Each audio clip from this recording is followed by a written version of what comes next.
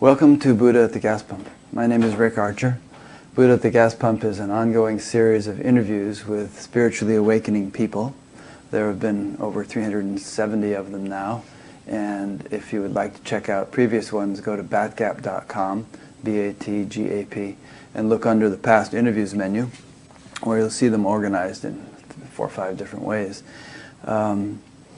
This program is made possible by the support of appreciative viewers and listeners, so if you appreciate it and feel like supporting it in any way, then there's a PayPal button on every page of the website. So today, my guest is Vera Helleman. Vera is in Holland, where she's very well known, but she just told me that people don't know her too much outside of Holland, so hopefully this interview will help to change that.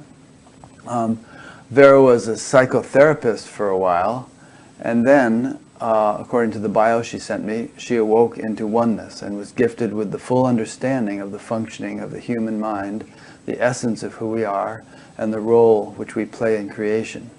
So we'll be talking about those things today. Looking from an energetic level and non-dualistic point of view, she has the ability to lovingly confront people with their misconceptions about who they truly are and how this reality functions. Being married, a mother of 4, and standing with both feet firmly planted in daily life. I'm translating from the translation from the Dutch here. People find her, well, changing the wording a little bit, people find her vivid appearance a recognizable example of living the art of life that resonates to one's longing to live.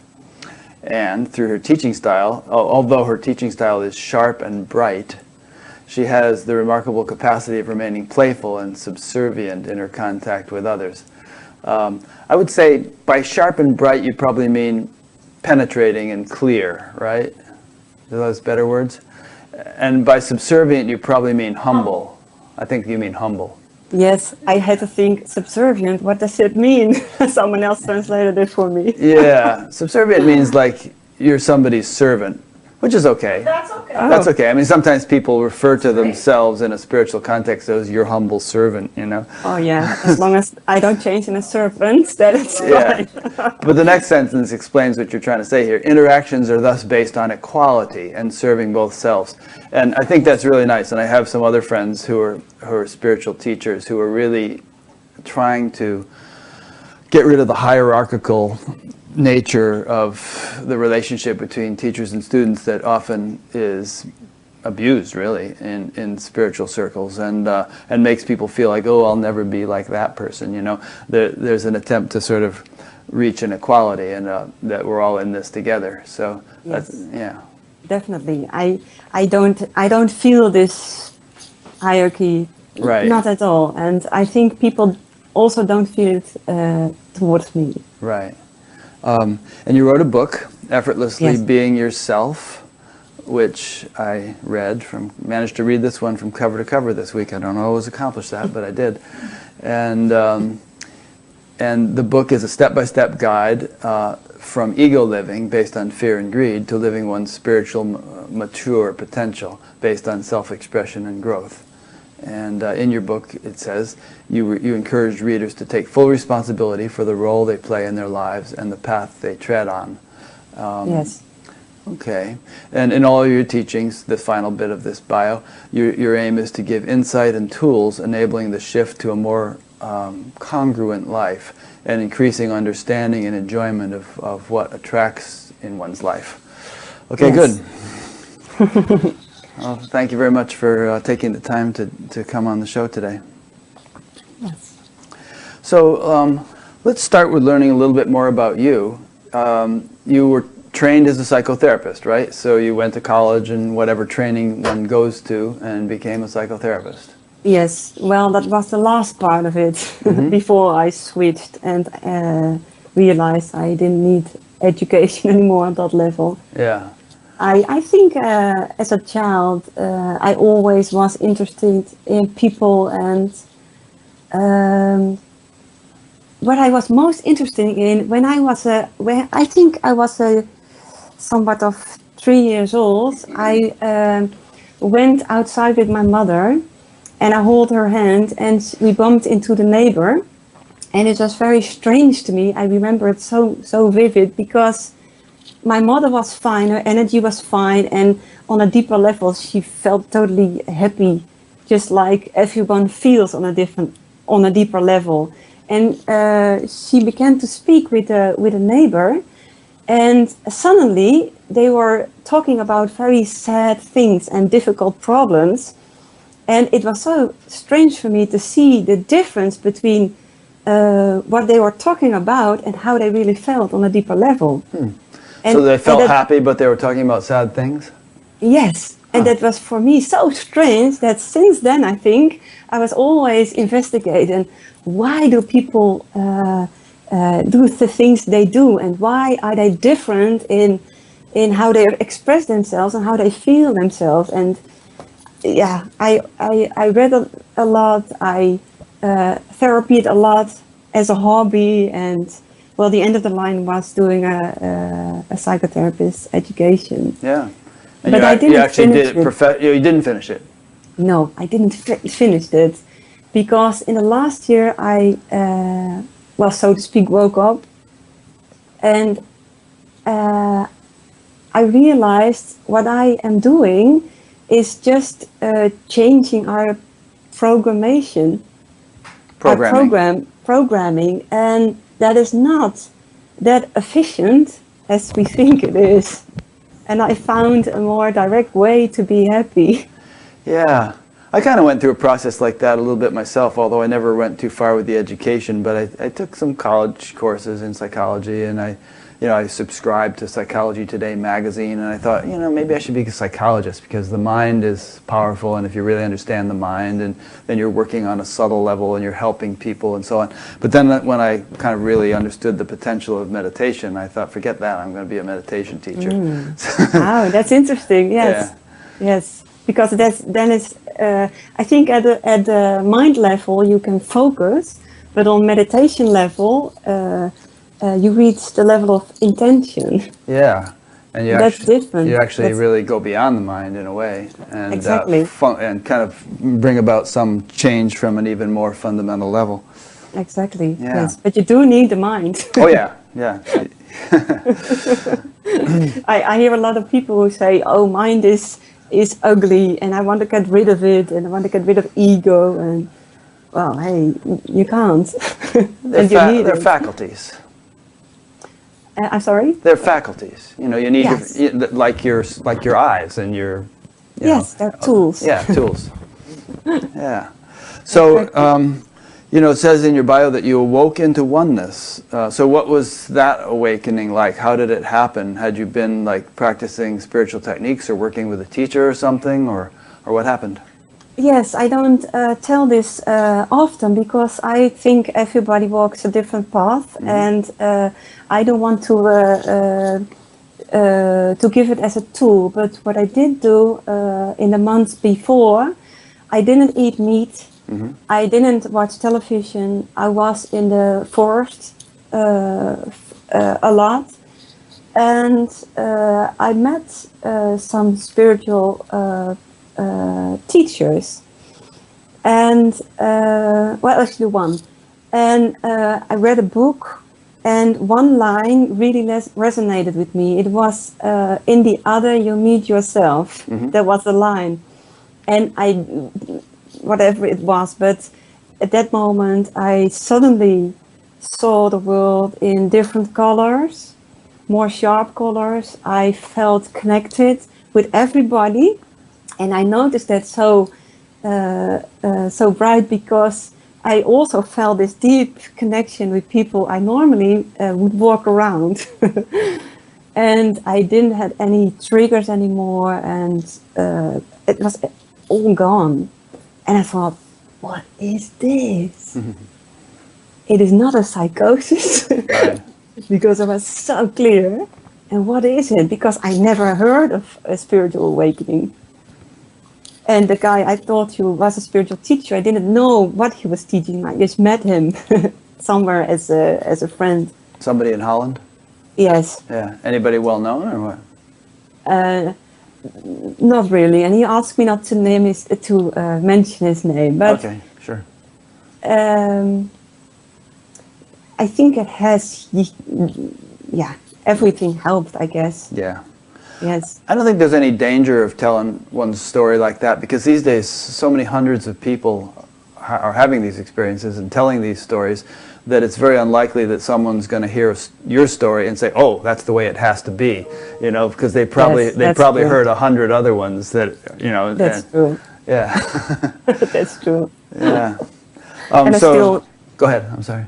I still again watch television sometimes and eat meat sometimes again, but now it's different. Yeah. It's like this old Zen story. After that, a cloud is a cloud again. Right. First there is a mountain, then there is no mountain, then there is. Yes, exactly. Yeah. And so did this oneness experience fade away, or did it stay with you?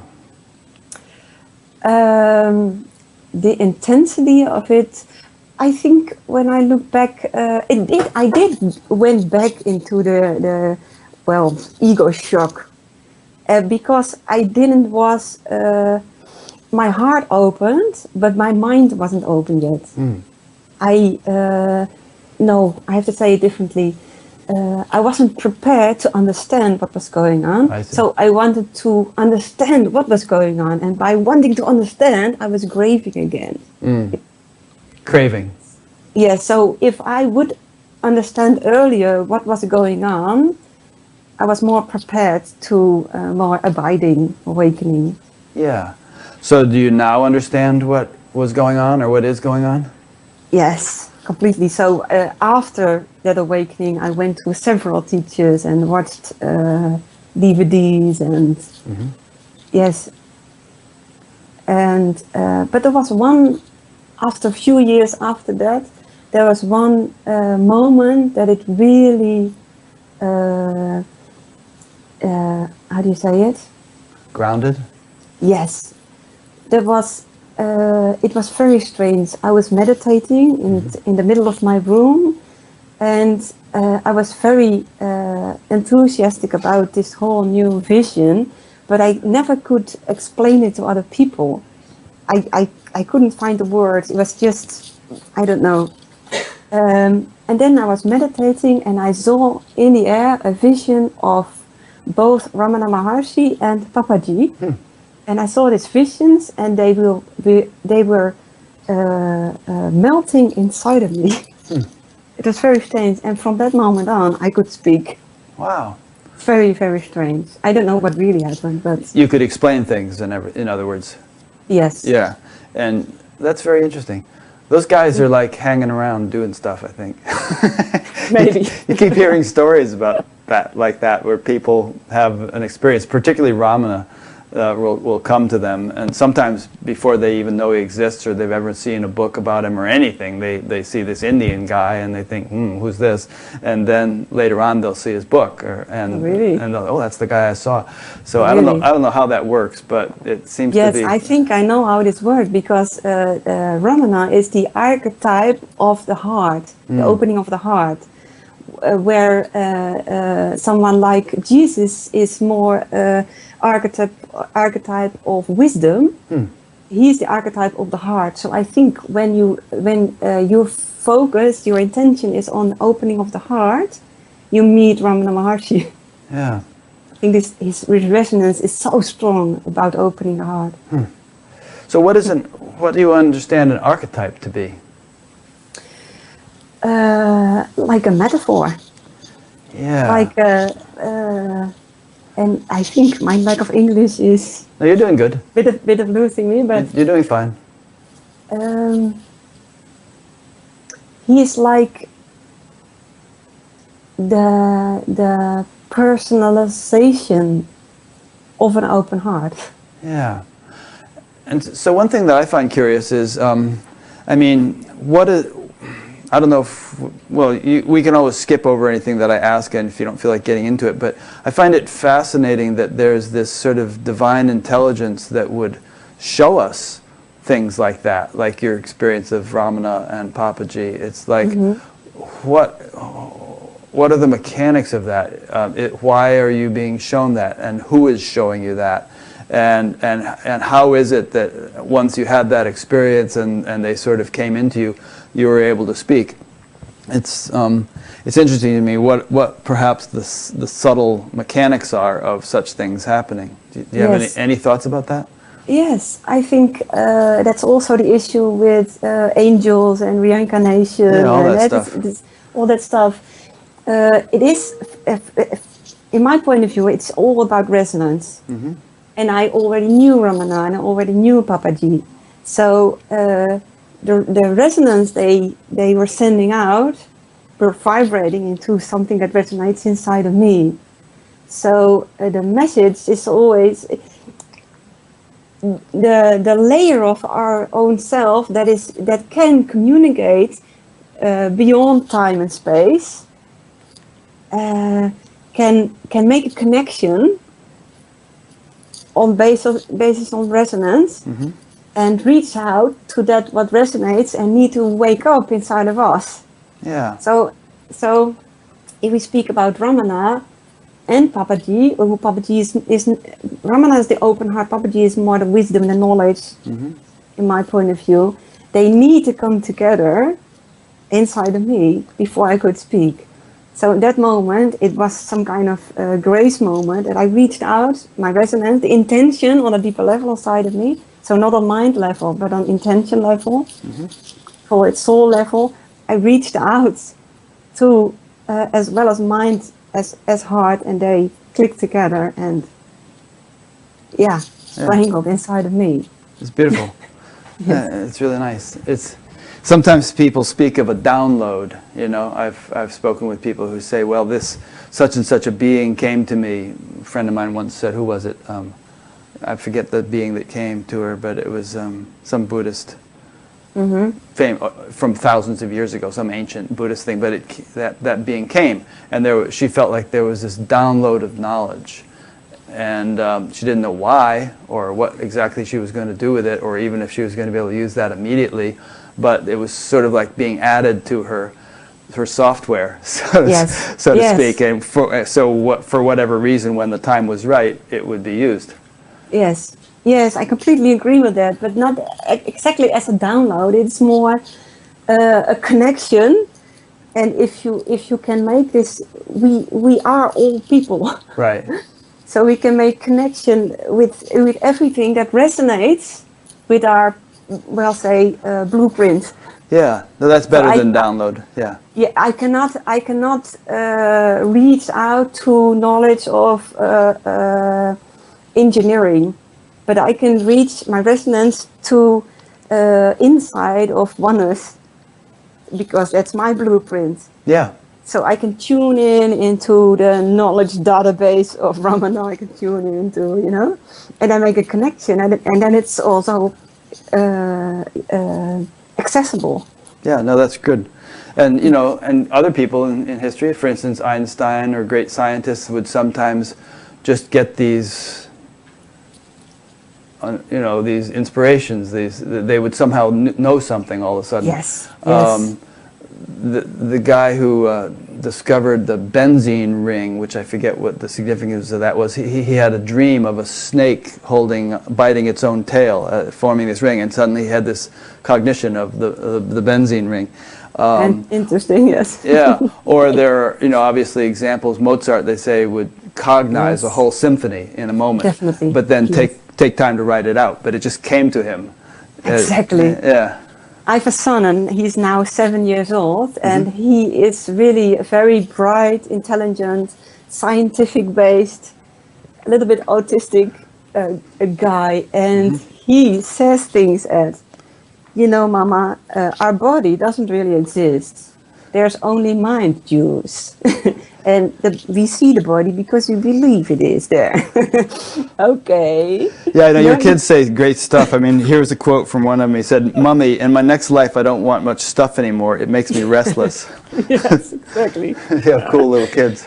So we all download, and all based on what their blueprint is. He is a scientist. I'm prepared to share Oneness insight. So, but I think it got slipped tight. No, it slipped. How do you say it? Because we want to learn, and we think how it is, and we don't have a connection anymore to that. We don't allow it to come in. Yes. And so what you're saying obviously is that, you know, you kind of regained that connection through these experiences, and it's just a cool point to dwell on for a minute, that we just happened to stumble onto this point, but just that it seems like there's this ocean of wisdom and knowledge with different aspects of knowledge in it, whether musical or scientific or some spiritual truth or something, and according to our aptitude, according to how we're wired, we may tap into this, and exactly. Yes. That's what we've been discussing for the last few minutes. It's a neat idea. Yes, and so that is soul level, you know, essence level, spiritual body level, and the personal level, the physical level, the mind level, is the way we can manifest it and express it into the world. Right. So these levels are working together, and the personal level is of service to the spiritual level. Yeah, according to our particular aptitudes. Exactly. Yeah, great. So you mentioned that when you had this experience of awakening into oneness, you were gifted with the full understanding of the functioning of the human mind. That's quite a statement. Yes, you have to write something as a bio. Yeah. Actually, more accurate is that there were different moments of which these bubbles of information came into me. So I had an experience of a bubble of information. I couldn't speak for 3 days. At all? Yes, at all, because I couldn't translate it into my human consciousness. You couldn't speak about anything, or you couldn't speak about that information? I couldn't speak about anything. I couldn't talk? No. I was too devastated about... Kind of blown away. Yes, blown away about this new information, which I didn't know what information came in. It was just reprogramming, blam, you know. And I had different moments of these bubbles. So could you give us some examples, for instance, of that bubble or one of these bubbles of information which would come in, and then after a while you became able to speak about them, and yes. So speak about some of that now. Like, what are some of these things that came? Yes, I had to enroll it. Well, someday there was a woman who killed herself, and I was somehow connected to her. We emailed a few times, and when I heard that she died, I also got this bubble of information, and it was like I could travel along with her. Oh. And I was devastated because all my insights were blown away and weren't true anymore. Because you know, what came after that was completely different. I also believed in reincarnation and in, you know, and in one bubble it all was blown away because she was gone. She was completely gone, dissolved back into consciousness itself again. So there was no I anymore, none so ever, and that was really a heavy bubble. And it took me a few months to enroll this information and understand what it really meant. So you don't believe in reincarnation anymore? No, because I see it now more as metaphors, and I see us as beings on 3 levels. We have more layers of ourselves. One the personality level, physical level, essence level, soul level, and pure consciousness. And I think soul level is somehow connected to this reality, connected to the physical body. So, of which I can understand it now. I don't know if over 10 years I see it exactly the same way, but it seems like the I, the first moment of an I is soul related and related to conception, but it is a non-physical level, and this non-physical level can go beyond time and space.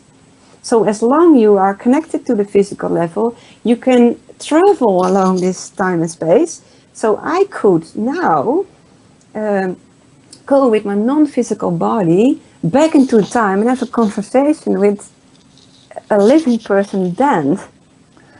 And it seems like the soul of that people is coming to the now. Well, is that a theory or something you've actually done? It is more than a theory, because it's more an insight. Yeah, but is it something you've experienced? Yes, there were periods that there were dead people next to me, and I asked them questions, or actually I was sitting behind my computer, my husband asked questions, I asked them to the people, and I wrote down the answer. Mm-hmm. And they were really connected to that people, so I could travel and resonate with that people. And after that, someone else came, and it was a far more really Advaita Vedanta kind of text, you know. Mm-hmm. And this guy said to me something like, but you now are talking to part of yourself or something, because we are all the self. And then ploof, I can exactly, I don't recall what he said exactly, but he disappeared. And how I perceive information now is not through dead people or whatever. It is pure energy, because I see energy, I feel energy, and I did that when I was 3 years old. So all this this communication between isn't needed anymore or something. Mm. Well, the whole thing about reincarnation, I mean, obviously some of the world's major religions have that as part of their teaching, Hinduism and many aspects of Buddhism. And it does help to kind of explain some things. I mean, if we understand the continuing evolution of the soul, like if somebody dies and they're not in a very happy state, it would be nice to think that they can progress from there, and that's not just the end of them. But it's, you know, I mean, it's, and there's also there've been a lot of studies and a lot of incidents of little kids who, you know, go to some village and they know everybody there and they know who they were in that village in a previous life and all that stuff. Yes. So I don't know. And obviously there are also people who don't believe in it and who say that there are logical explanations for these things, and that and there are very spiritual people who say that there's no such thing, that you know, you just, when you form a life, it's like a bucket comes out of the ocean and that's your life, and then when the life is over, the bucket goes back into the ocean and there's no remnant anymore of that life. Yes. So I have my preferences on those positions, but who knows?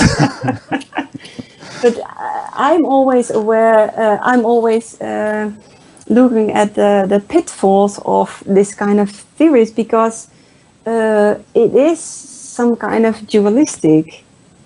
Me and some that guy that helps me. Mm-hmm. Me and my past life, you know? Mm-hmm. And actually there is, we are our neighbor, we are our dead grandmother, so we can tune into, from an energetic point of view, into everyone on the basis of what resonates inside of us now. Mm-hmm. So it is for the mind, it is, and also on a therapeutic level, it is interesting to see this reincarnation as metaphors to heal inside of us. Mm. Yeah, you can see it that way. Mm-hmm. And, you know, one of my former teachers used to say the past is always a lesser developed state, and so don't pay any attention to reincarnation. He regarded it as a real phenomenon, but he said, you know, don't bother with it. It's the past. It's lesser developed state. You know, take it from here and move on. Don't be trying to figure out who you were in some past life or anything No. like that. Yeah. No. I always say that to people who have traumatic youth or something. They always think that it will cure them when they go back into time and know what happened. And I say the world around us is up-to-date projections of how it is in our inside. So you have to look at your projections at this moment to see how you developed and what is still needs attention, where you feel resistance or anger, or you could play it out in the three-dimensional world. Yeah. And obviously bothering you inside. Obviously that's a little different than some of the things you learned when you were studying psychotherapy. Yes. Yeah. But it's very interesting, the projections and how this works, yes. Yeah. You were saying a few minutes ago, like the body level, the soul level, and maybe the universal consciousness level or something like that. And this is reminiscent of a discussion I had with Timothy Conway on this show, who talks about, he has a model for sort of 3 levels of non-dual reality, and they're paradoxically different, but they're simultaneously true. And one is the obvious level of the world, and it has problems, and there are environmental issues and ethical things, and all kinds of economic problems, and all sorts of things that need to be dealt with. And then there's the divine level, where everything is perfect just as it is, and there are no mistakes. And then there's an even deeper level where nothing ever happened. It's just yes, exactly. totally unmanifest. But his point was that we don't want to sort of take a stand in any one of these levels to the exclusion of the other ones. Each one is true, even though they're paradoxically different. So you may be experiencing that nothing ever happened. At the same time, you may be experiencing that that things are happening and they're perfect just as they are. Yes. And at the very same time, you may be experiencing that, oh, there are problems in life. My kid has the flu and I need to take care of that. Exactly. And this one has the flu, that one doesn't have the flu. So you're making a dualistic distinction between this child and that child, and yes. dealing with it appropriately. Exactly, yes. And I experienced all these levels simultaneously. Yeah. So if you are waking up to this other levels, you don't have to suffer anymore. You can feel pain, but you don't have to suffer from the pain. Right. And on the personal level, something is right or something is wrong for you. And on the essence level, you say not everything is good, but everything is the way it is because it's energetic logic. Yeah, it's the way it's supposed to be, and because that's the way it is. Yeah. If it were supposed to be different, then it would be different. I think not even supposed to be. I don't think everything is prepared or something. Right, but not predestined. No, predestined, no. But everything is energetic logic. Mm-hmm. So if you are, if you have a non-acceptance towards anger, for example, the outer world will mirror you anger. And so on a personal level, you meet someone in anger and you say, oh, that's wrong, that's difficult, that's a problem. And on this level I say, well, that's logic. Because you suppressed anger. Now you have to face it in the outer world. Yeah. So using that example, you would say that if someone comes to you and let's say you have a boss at work who's very angry, are you saying that that's because you've suppressed anger, that he's getting angry at you? If he's getting angry at you, mm-hmm. and you are scared, mm-hmm. yes, then two people resonated on each other. That's also the victim and perpetrator. That explains the victim and perpetrator. If I give an extreme example and generalize it, so there's a woman who was taught not to be angry and be sweet and kind, and there's a guy who learned don't be a pussy, be a guy. Mm-hmm. And so the guy suppresses his softness, and the girl suppresses her power.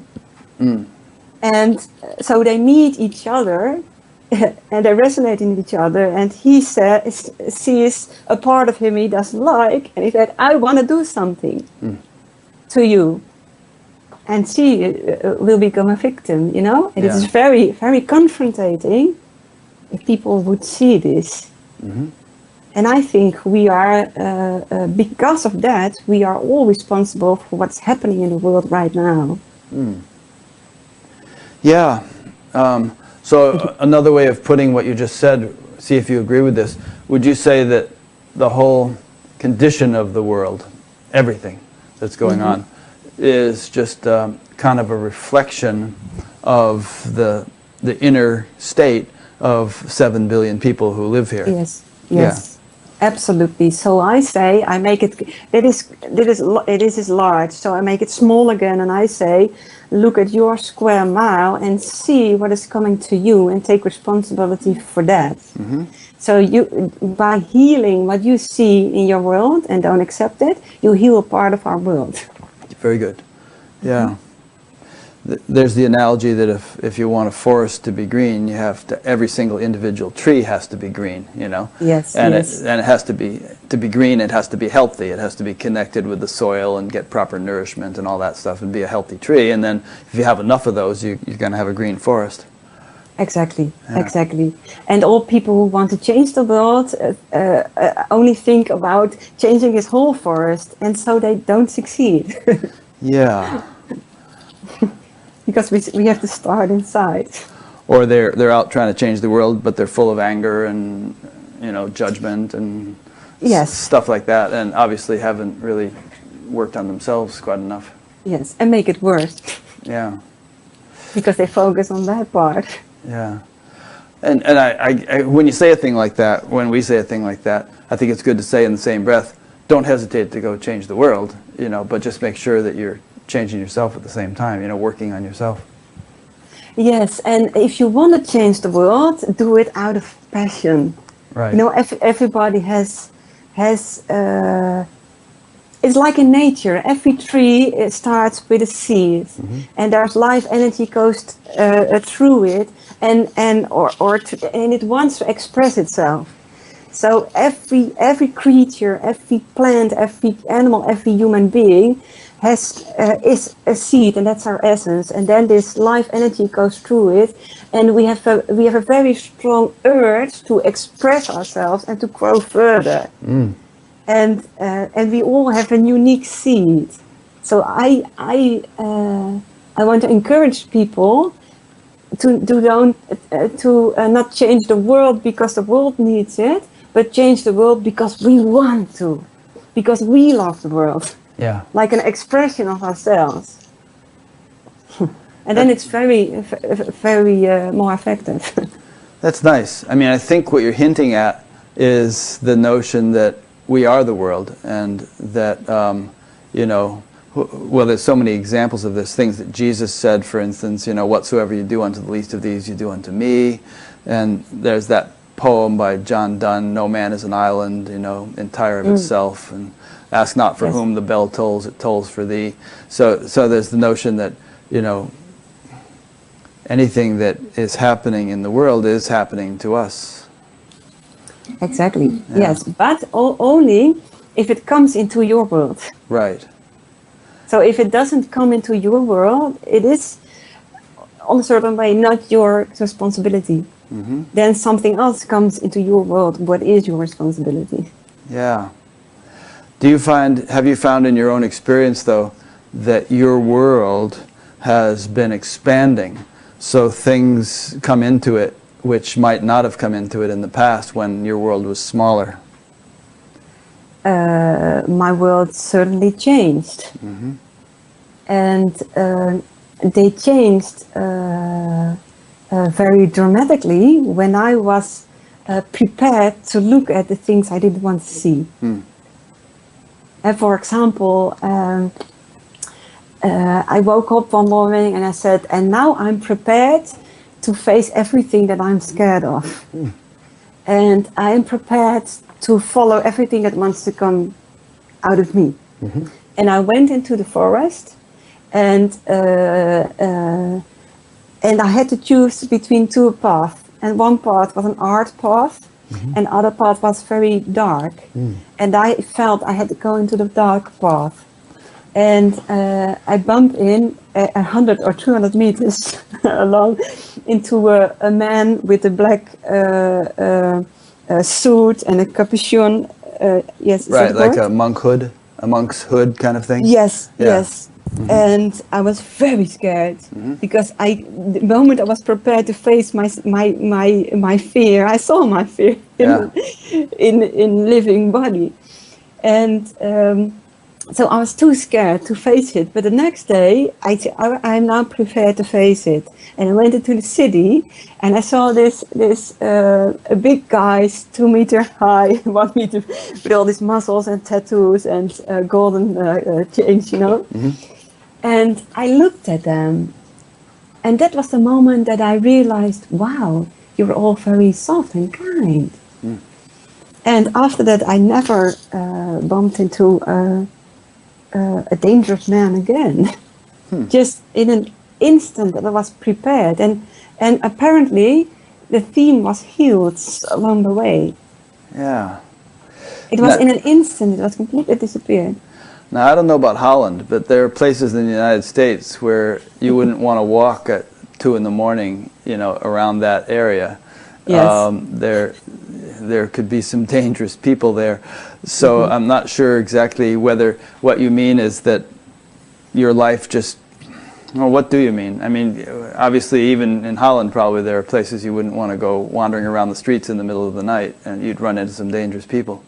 Yes, I would. My ego would think of that kind of idea if I wanted to test if I was clean. But I, on a deeper level, have no intention of testing or challenging, or you know, I just walk my path in life, and I didn't met it anymore. Yeah. I haven't met it anymore. Yeah, I understand that. So you're saying your life is more blessed. It's more. It's on It's a more kind of divine track. Or if we want to use that word. I am often very amazed by what I attract in life, but sometimes I'm also challenged. Sure. Of course. Huh? And but I'm not scared to act. For example, half a year ago, I was completely unexperienced. The idea came into my mind, I have to buy a horse. And I saw a horse, and he resonated very much. But I only had 3 riding lessons at that time. But I knew I had to go there. And we went into the grassland, and the horse was running and running, and his tail up, and suddenly he stopped. Were you on the horse at that point? No. We were watching because it was for sale. I see. And the horse suddenly stopped, and he looked at me, and he walked through me, and he raised his head towards my head. Ah. And I thought, my God, I have to buy this horse. Nice. And I was scared, and I was surprised, and you know, and I did it. So you know, it wasn't easy for months because it appeared to be a traumatized horse. Oh. And I had to do something with it without any experience. You know, that kind of things. Everybody would say, you're crazy. You don't buy a horse with 3 riding lessons. Yeah. So I have my challenges. And well, now you're probably a pretty good rider, right? You've taken more lessons and you've been riding this horse? Not yet, because this horse had a broken tail, he had a back horse. He had to be trained and healed, yeah. Yes, so I'm still healing him. Well, that's great. That's really sweet. So you know, I also have my challenges because we want to grow. If we are the tree, there's a brace came out, but the next brace had to come out also, and your mind has to open, and you have to see more possibilities. And I think you mean branch, right? You mean branch? Branch, yes. Branch, right? Yeah. Yes. Yeah, we keep growing. Exactly. Yes. So till we die, we keep growing, and we keep being challenged by life. And maybe after we die, but that's another conversation. I happen to think it's never ending, but it is never ending, but for the I, it is ending. it's a philosophical debate From point. my point of view. Yeah, from your point of view. I also happen to think that even for the I, it's never ending. Possibly, at least it's not ending for a long time, because there's so many degrees of evolution that can be reached. But yeah, it gets us into a metaphysical discussion. Yeah. So your book is divided up into 4 sections. Your relationship with yourself, your relationship with the other, your relationship with your physical body and the manifest, and your 5 sections, your relationship and service to the field of unity. And then there's a section about traps, which I found interesting, and then a vision of the future. So would you like to we could have a discussion about and kind of quickly run through these different areas and touch on some highlights that you'd like to tell people about. Mm-hmm. Okay, so the first section is relationship with yourself. Well, the relationship with yourself is important because the other is yourself. So first you need to understand who you are and how this mind functions, how what is making you suffering, Mm-hmm. and how to stop that. How to change, how to stop it, how to walk away from that ongoing, never-ending process of I'm a victim, or I'm better than them, or you know. Yeah, judgmental, comparative types of thoughts. Exactly. And so how do people do that? By understanding what the core of suffering is, and that is this loop of identifying ourselves with stories, with gender, with body, with successes we made, and all this identifying keeps us on the surface level of ego. Mm-hmm. So if we understand that we are the awareness that looks through our eyes, that hears through our ears, and is not to be found if you want to reach it, then you can go beyond this identifying loop and comparison loop, and recognize that on this level there's always peace, there's always silence, and there's nothing that can be heard, nothing that can be heard or lost, or you know. Is it your experience that some people are much more gripped by that kind of identification than others? And Yes. So for some people it's fairly easy to just kind of get what you're saying here. Mm-hmm. But for other people it's they're very deeply trapped by identification. And Yes. so how would you personally help somebody who you feel is, I mean, you've worked with a lot of people. How would you help them Yes. come out of this grip of identification? First, stop them, because if they are very trapped, they talk a lot and they want to run away from me and what I have to say. Mm-hmm. So I say, stop. Okay. Do you feel the chair under your bottom? Do you see my eyes? Oh! Don't think anything about it. You know, I talk about like this. Okay, everything you think of right now is not interesting. Look at me. Mm-hmm. And then I would say, would you challenge to breathe me in, to really breathe me in, and don't think anything about it, but breathe me in. Let me come, my whole energy, my whole being. May I come into you? Mm-hmm. And this is very difficult for people. And I never go so fast as this, but this is very difficult for people, because then this whole mechanism of protecting themselves go into work, and they say, oh, it doesn't work, or oh, I feel resistance, or okay, that's all fine, let the resistance be. It just takes 1 second of bravery to let happen what happens. If you breathe me in, and if they are really brave, they feel this opening of heart. They feel the rest come over them, and so it's a very simple trick. Yeah. Do you have a lot? I'm sorry. Go ahead. To pull them. They pull themselves back into the now. That's nice. Do you find that a number of people kind of melt while you're working with them and start crying, and things just start to be released? Yes, I see that, and everybody sees it. The eyes become Softer, brilliant. yeah, yes, brighter. Softer. They even the rimples disappear. Wrinkles, yeah. Wrinkles disappear. They are going to laugh or cry or are completely silent. Nice. And then, yes. if you're working with somebody like that, and you have a session, and then you're not going to talk to them again for a week or a month or however often you do these things, Yes. what do you encourage them to do on a daily basis to try to develop this further and stabilize it? Yeah, that's very different. I give a lot of people homework.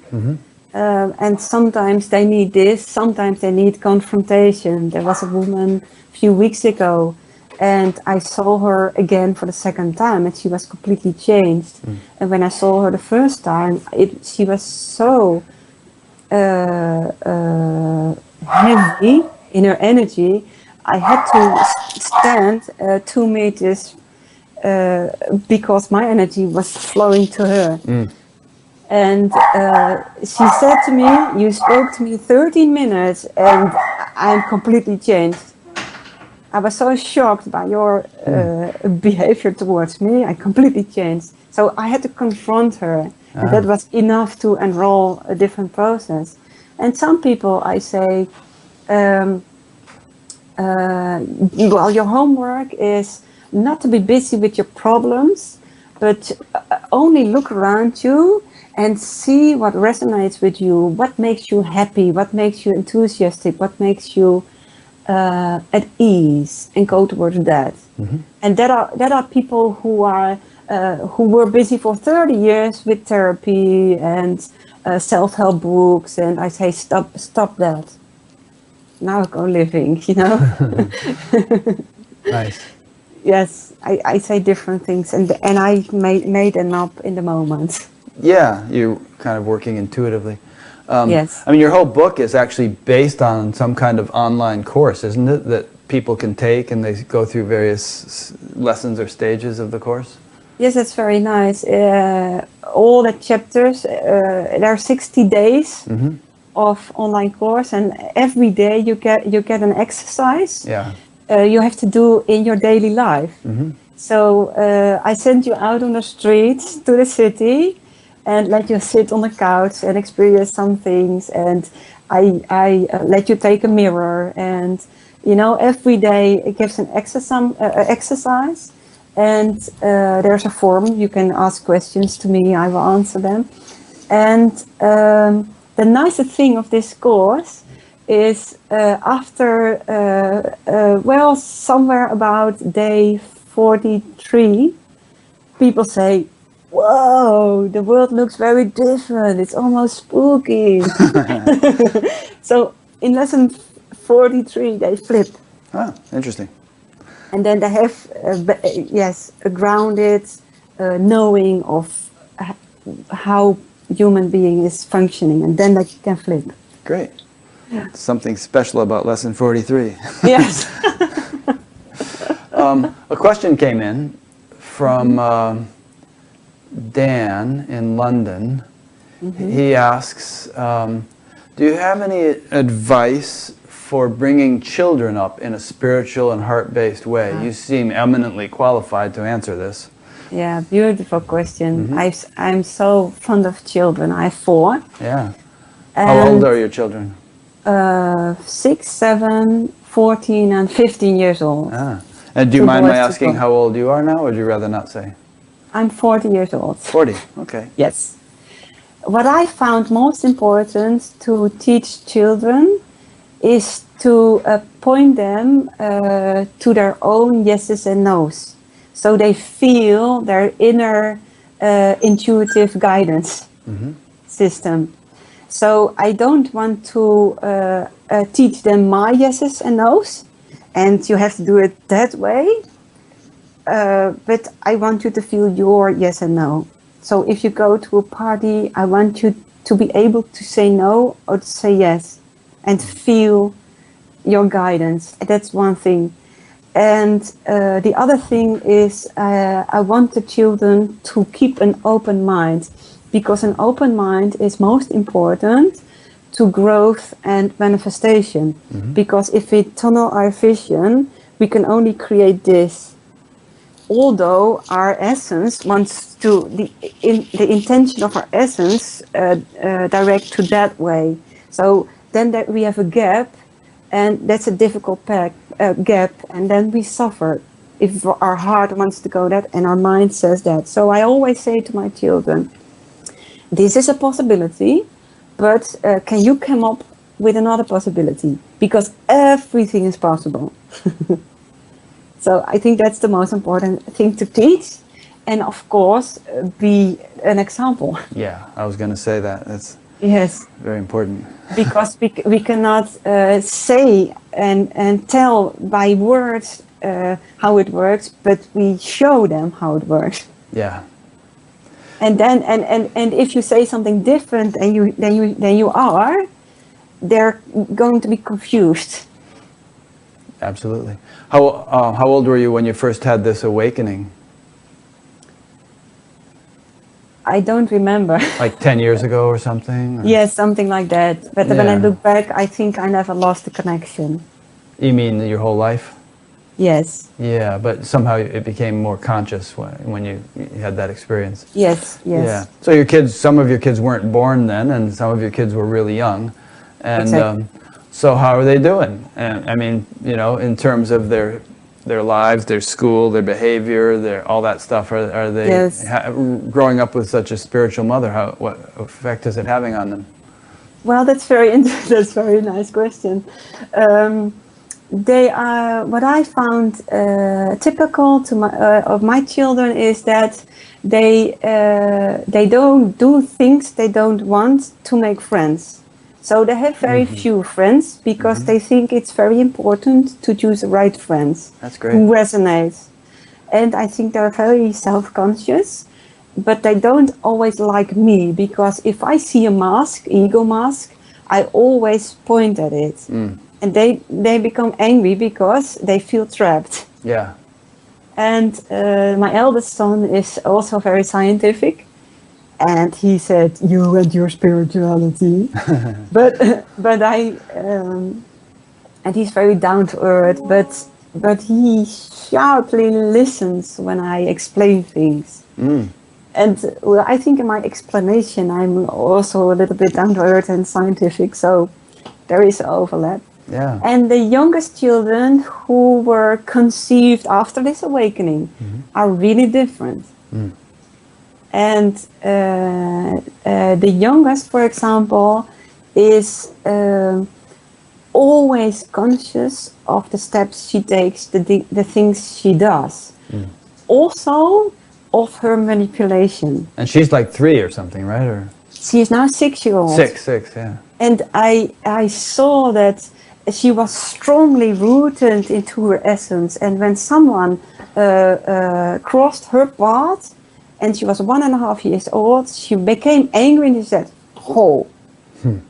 That was very, very interesting for me. Yeah. Because she was a very lovely, like an angel, some kind of a child, you know? And he said, "Oh." Interesting. Yes. And now I see that she is conscious about everything. She hears everything, she sees everything. And also, what I said, in her manipulation, she knows she manipulates. She knows it's a trick. And she knows also who she is. And I see that a lot of people who manipulate, who aren't aware of their manipulation and think they are the manipulated figure. And she knows. That's neat. So that's interesting. Yeah, see, this is a good argument for reincarnation. Where do these evolved kids come from? You know, these souls that come in and they're so enlightened, and how that's why they really are different than the elders, because my resonation, I attracted, those types of souls. Yeah. But they are a creation of an electric and a magnetic energy who came each other. You can say, yes, you attracted a soul, but you can also say you created a soul. You could. I don't know. Yeah, it's one of those things. I sometimes think that, you know, maybe a few hundred years from now, if spirituality keeps going the way it's going, there will be, like, you know, a merging of science and spirituality, and we'll have a much clearer understanding of how it all works. So all these questions that are kind of philosophical arguments right now might have actually been worked out and verified into everyone's mutual agreement. Yes, but I always found strange that is, I think 100 years ago, how many people were there on Earth? A lot fewer. A lot fewer. So where did all those souls come from? Well, there's different explanations for that. You know, that they're waiting in the wings, so to speak, or that they've evolved up from animal species. And, you know, if you buy into the whole reincarnation theory, there's ways of explaining it. And besides, this is just one little tiny planet out of trillions of planets. So, you know, maybe there's been a migration or something. I think that the human mind cannot see through the complete truth. We are not, I think we are not... we're not capable of seeing, because we are in a linear reality. Yeah. And we want to explain things linear. Yeah. But on a different level, things aren't linear. Well, even in your own experience, you have had a pretty clear taste of non-linear reality, right? Yes. And yet you're pretty good at explaining non-linear reality in linear terms to, you know, so it's like you become a translator, so to speak. Exactly. I'm a translator, yes. Yeah. When I had to make a cross in your list, translator wasn't there. Yeah. But yes, I'm definitely a translator. Yeah. Yes. And incidentally, regarding your scientific 15-year-old son, I was thinking as you were saying that about Bernardo Kastrup, who lives in Amsterdam, and I've interviewed him twice, and he's a wonderful guy, and one of the most brilliant people I've ever met, and very scientific, and he's some kind of computer genius, and, you know, but at the same time, very spiritual and really deep insight to reality. So sometime your son ought to take a little trip up to Amsterdam and have lunch with Bernardo, and he'll get a nice taste of how spiritual people can be scientific. And wow! And vice versa. I will look him up. Yeah, he's on That's my nice. he's on my site a couple of times. I will look him up. That's nice. Great guy. Let's get back to your book a little bit. So we talked about the first bit, which was reincarnation, and we won't have a chance to talk for 10 minutes about every single chapter, but from the first section still, your relationship with yourself, what are some things that you know, you feel like you want to discuss? Well, maybe emotions, because that's a very hard subject for most people. And in chapter 6, I describe the way we deal with emotions. We suppress them or act them out. And I also made a training about looking different to emotions. And when I put it on Facebook, the first reactions were, "Oh, I want to get rid of them." Get rid of emotions? Can you give me a tool? Yes. Oh. Can you give me a trick to get rid of them? But that's not how it works, of course, but because there are billions guidances. But if we don't like them, we suppress them or act them out. Yeah. And I say there's a different way. Let them go through your channels and conduct emotion as they are moving energy. So if you can observe emotion like moving energy flowing through you, you aren't the emotion. They say, I am angry, I am sad, but you aren't emotion. You can be aware of emotion. So, and that distinction people don't really see. They are mad, they are emotion. But if you see that you can go through you and you can stay in this peaceful state of mind. And emotions dissolve. Yeah. And in that previous example you gave where people are all caught up and distracted, and you said, feel yourself sitting on your chair, feel your breath, tune into me, look at my eyes, that kind of thing.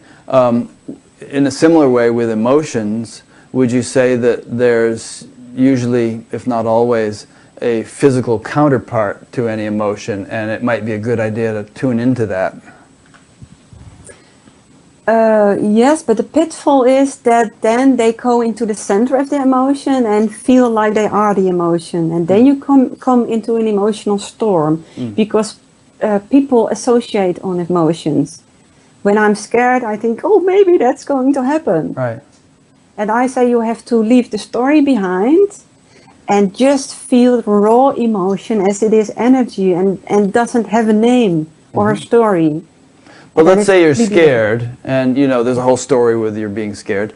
Such and such is going to happen. But if you tune into your body, maybe you feel some kind of sensation in your solar plexus or something, and you can just allow your attention to dwell on that sensation, and not go running off on the story. Does that make sense?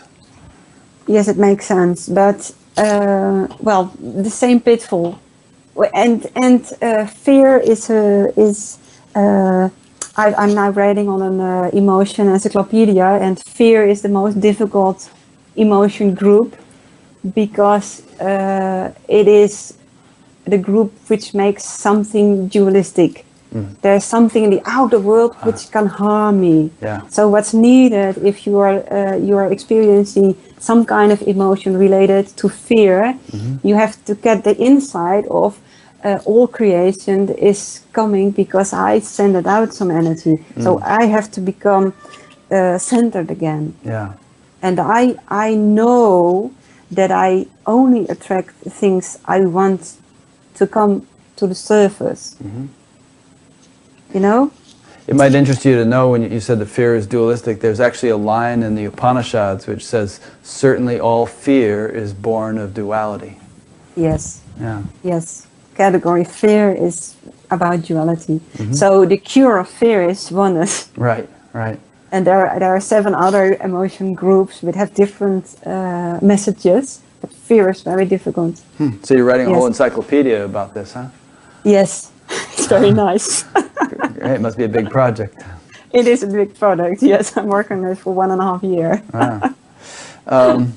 Great.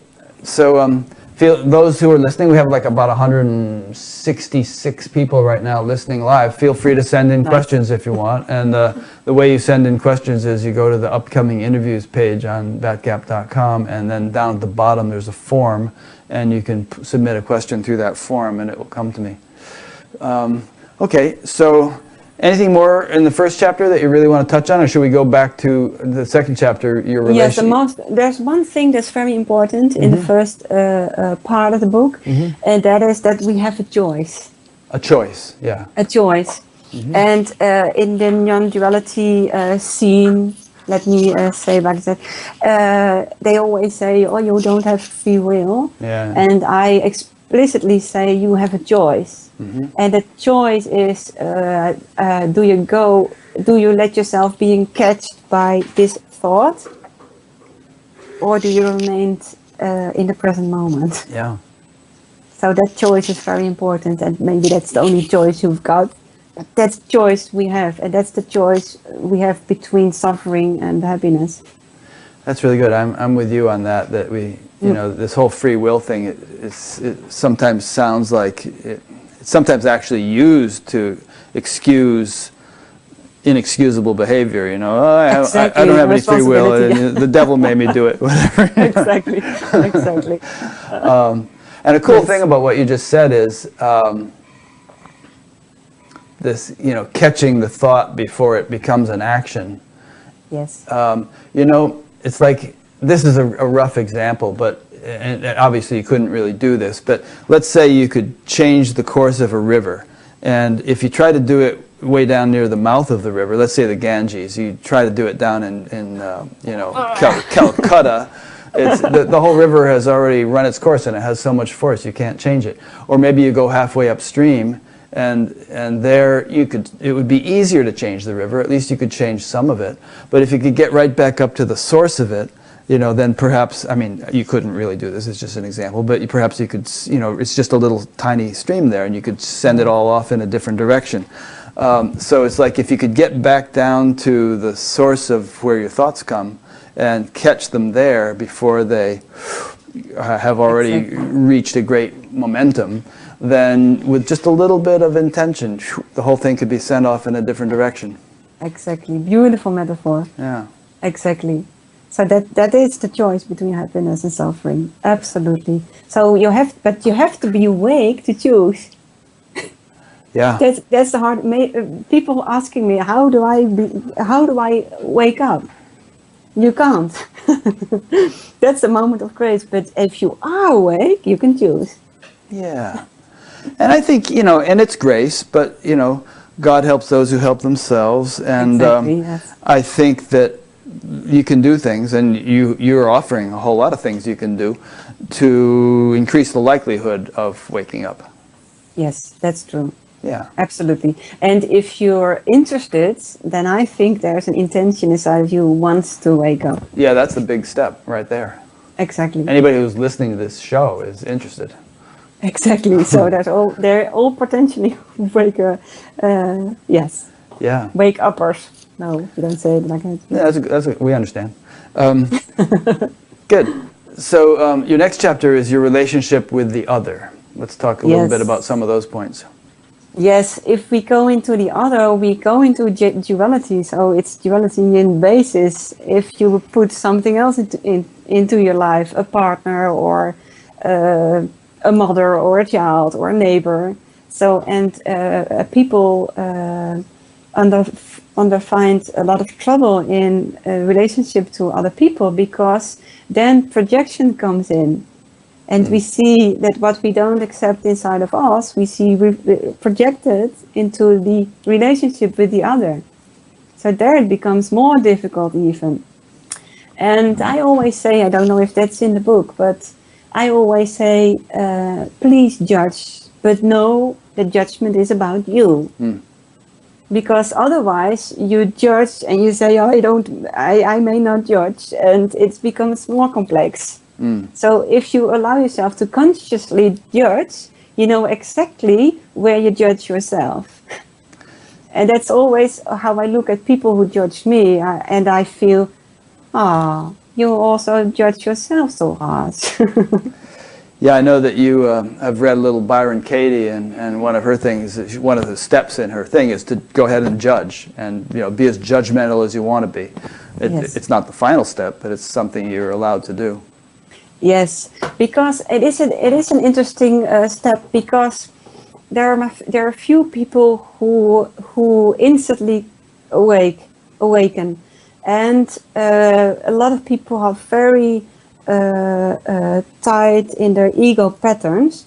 So if you use your outer world, your relationships, to see in which patterns you keep yourself asleep. If you get the insight in how you keep yourself tight, then it becomes open, and there becomes openings in the grid. And the more it opens, the more consciousness can shine through. And there's a transformation in that. So for a lot of people, it is a transformation with a switch point. And this switch point is very difficult for people, because then they are conscious of themselves, of the way consciousness wants to express itself through them, and they are awake of their belief system who holds them back. So they cannot ignore themselves anymore, but they are fighting towards their own belief system. So that's a very difficult point. So what do you do to help such people? At that point, I would give people a comfort and reassurance and motivation, and maybe an insight in the future and how it can be. Yeah. kind of a vision of possibilities, so to speak.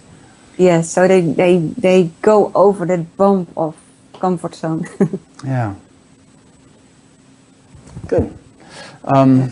Okay, what else from this chapter, your relationship with the other? I don't have this book. Oh, I'll read you some of the things. Online. Reflections, control, playing roles, dismantling roles, story versus script, the victim role, our shadow, judgments, partnership, desires, inequality, conflicts, unwritten rules, the we energy, breaking taboos, and the male and the female. Okay. Well, roles are very important part. Mm-hmm. I describe in the book the difference between a role and a story and a scene, for example. And what is a role? A role is like I see that a lot with women, for example. They call a friend, like my mother did when I was 3 years old. They call a friend and they tell their sad story. So they have a very strong identity of being pity. Yeah, So, yes? poor me. Yeah. Yes, a poor me story. Right. So they really suppress their happiness by continuously indulging. This poor me role they play. Right. And they got comfort, of course, when they were little, and they still hold this pattern very tight. So we have to get rid of that role and be honest. And that's what it's all about. Be honest to the real living energy in this present moment. That's what it's all about. Being honest to that, energy. Yeah, you mentioned in the playing roles section of your book that about the ego trying to control life and one's companions by playing roles. And, exactly, yeah. Yeah, and you say a role is what you do, what you are is yourself. Exactly, yes. Yeah. A role is what you do. Yeah. So, and there's a nice anecdote. My husband, who is a very gentle, helpful man, went away for a weekend, and everything was fine. It was nice to have the house for myself for a weekend. And when he came home, I was very excited. He comes home. And the moment he lay foot in the house, I felt sad. And it was so strange. And I thought, what's going on? I was happy that he would come home. And then I realized that he was then the humble knight. And I was the lady. And he came to rescue me when I was sad. You know, and then I played this role and I wasn't aware of it. So with this insight, it's... So you mean these were like roles you actually had been playing for a long time, and you kind of realized it when he went away for a weekend? Exactly, and this is what you see a lot in relationships. Yeah. The humble knight and the poor lady. Right, the damsel in distress. Exactly. So. And parent children, you see that also. I'm sorry. Yeah, no, I'm sorry. So you're implying actually here that our roles are very likely unconscious. We don't even know we're playing them. Exactly, and by writing it and pointing you at it, it can become conscious. Yeah. So again, how can it become conscious? By writing it, did you say? No, I wrote it. So you wrote it. Point people at at the possibility of what they do isn't exactly who they are, but what they do. Yeah. To get something, attention, recognition, certainty, we act to get that, or attention from the other gender. I guess one way of thinking about roles is like, professional actors in movies and plays. They're playing something that they aren't really, Yes. Like last night we watched Tootsie, with Dustin Hoffman. I don't know if you've ever seen that movie, and he played a woman, and and obviously when we go to plays or movies, we know that they're just actors. But a practical question would be, how can you help people to become aware of roles that they're playing that they're not even conscious they're playing, and thereby Yes. to stop playing them. Exactly. If you say about Tutsi and he plays a woman and he is a man, he could, if he played his role a few months after an end, he could think he is a woman. Right. So then he isn't conscious anymore of playing his. So this is how it works. But how can they become conscious? That is by looking at their reflections. And I hope there are a lot of people who are honest. So if a friend of mine is on the phone telling a sad story and it doesn't match their energy, I would say, I'm sorry, but this isn't true what you're saying. I can't listen to it. Yeah. And you feel that, and you can see if people don't want to listen to you. You know, you have to watch your reflections. How does someone react, and how does that make you feel? And how does it make you feel? You don't have to look at all projections, because you become crazy if you look at all these millions of projections. But you have to look at the projections who give you a cramp. Yeah. And you cannot make things conscious, but your unconscious, pure soul, is making it conscious for you by, and that's just analytic logic, that what has most priority for you, what is most surpassing you from being you, is reflected at most harsh in the outer world.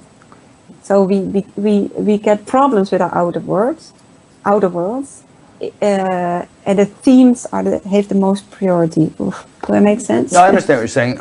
So just to make sure I do understand, you're saying that, I mean, sometimes people say, well, the world is your guru, you know? And exactly. So the world, things aren't just happening arbitrarily. There's a significance to things that happen in your life. It's trying to teach you something. And, Yes. you know, and it's probably trying to teach you the things that you're unconscious of. Yes, I don't like the word teach, because then it becomes a lesson and hard work. Oh, we can find a better word. Yes, it is bringing your attention, or making you aware of something that you weren't aware of. Is that a better way? It is just the path is always towards yourself, always towards yourself. So if there's something that withholds you from being yourself, then you get a bumping of energies. Yeah. So there is an intention, you want to express yourself, but there is a belief, and if the belief bumps into your intention and doesn't align with each other, then you get a cramp. And this cramp you have to investigate, because then your beliefs are not in line with your intentions. So your mind is not in line with your heart. And we want them in line, because mind is the service of soul. Do you mean an actual literal cramp, or how would people experience this cramp that you're referring to? Yes, as resistance, as oh, that's not nice. Oh, I become angry or frustrated, or yes. Yeah. Judgmental. Okay. Speaking of angry and frustrated, the previous question that came in from a listener was about raising children. And here's another one about raising children, more personal to you. It's from Ria in Groningen, Netherlands, who asks, bringing up children can be hard. Did you ever lose your temper with your children? Or we might ask, do you still? Do you still?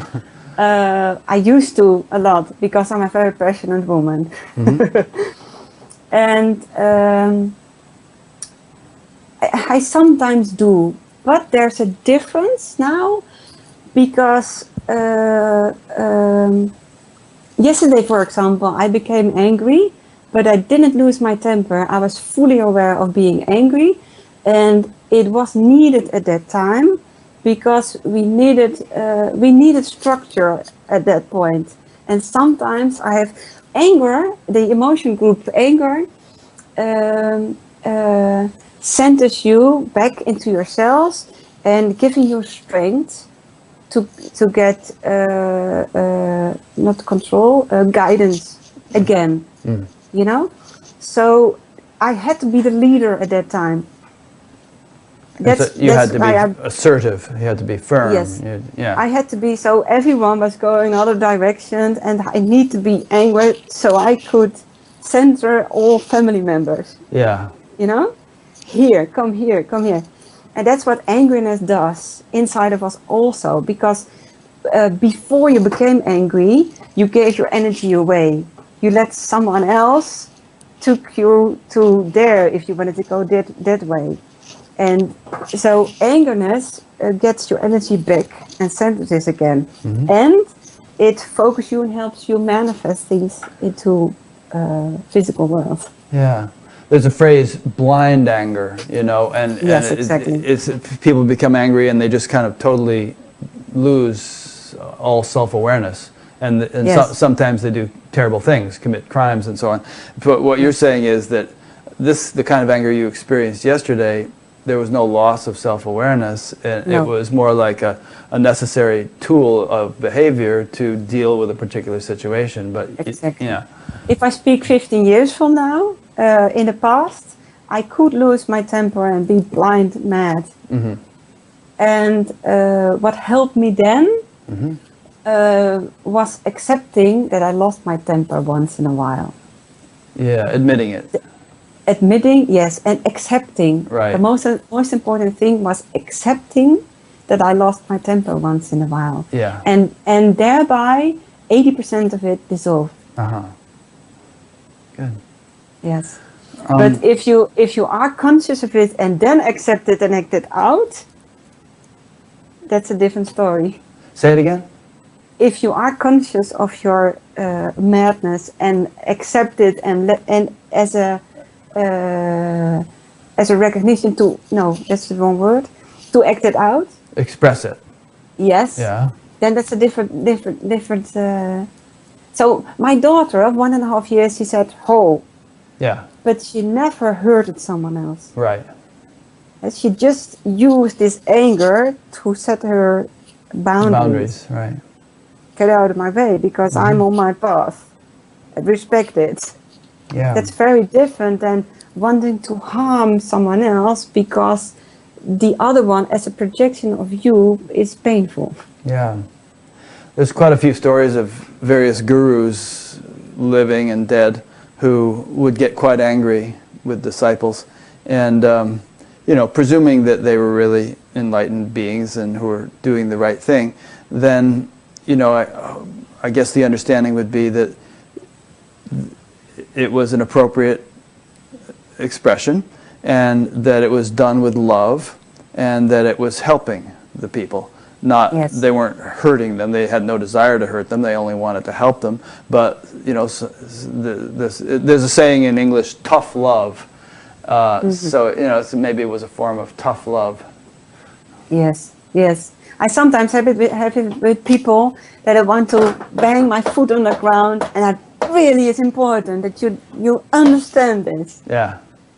And you cannot let this go away anymore. Right. You have to stand up for it. Emphatic. Yes. That's the Yes, word. Yeah. and those are the moments that I really become angry with someone next to me, because there are beautiful and important characters in the play. You have to take responsibility for it. You know? That's when I can become angry. Yes. Good. But never lose my temper and harm them. That's a very different state of Yeah. emotion. It's almost like, in a way, it's the same emotion, but in a kind of an ignorant expression of it, or a distorted or warped expression of it. But Yes. yeah, well, this Anger kind is a very important motor to push things in manifest, and it is a very important motor. So if you don't acknowledge that you have anger, that you have passion, you have strength, you get all this spiritual people who never get something off the ground. right. I know what you mean. Here's a question that I think is an important one. It came in from Amanda in Tampa, Florida. She asks, can you talk about evolving from intense feelings of suffering? And the reason I think this is important is, you know, there have been some people I've interviewed who have gone through incredible suffering, really terrible stuff. And also we often hear from people who are going through really tough things. And so, let me just repeat the question and have you say something. Can you talk about evolving from intense feelings of suffering? Yes. By hearing those words, I feel how strongly the suffering is, and I feel for all those people who feel this.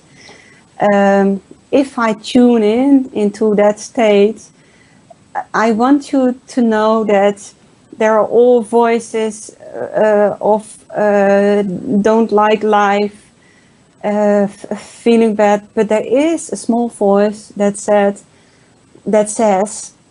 and please search for this voice that says, I don't want to harm myself. And this is the voice to the light.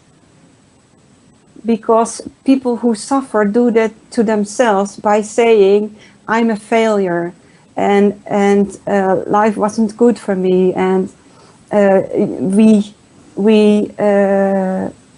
build up all those stories. We let them take us. But there is one voice that wants to live and wants to be happy. But with a lot of people who are suffering, this voice completely is shut down by other voices who say, but I can't. You know?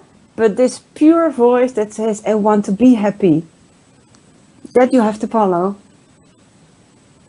I hope you understand that over this voice, to shut down this voice, there are all those other voices, and you have to be strong and don't get yourself into that. You have to focus on the little flame here.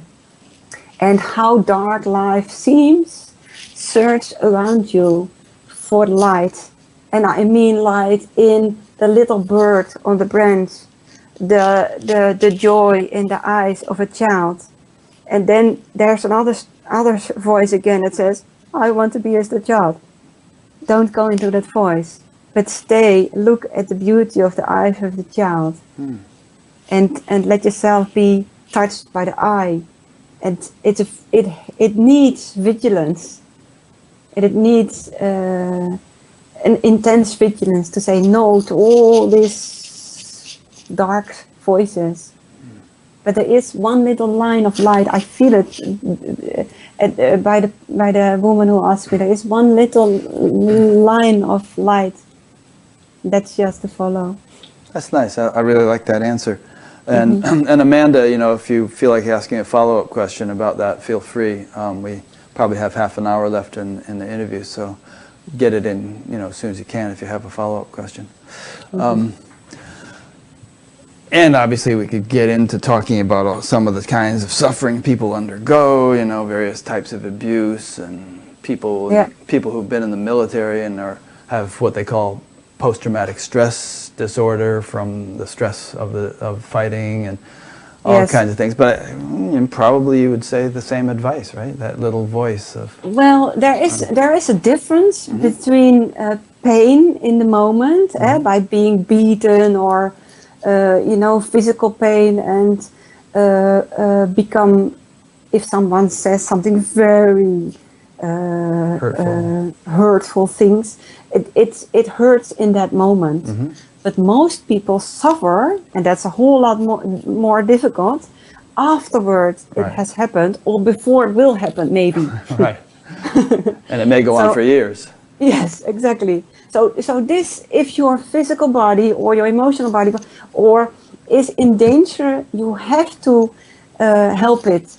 So you have to save yourself from a dangerous situation. That's one thing, and the most important thing. We cannot all solve it by saying no to stories. Right, right.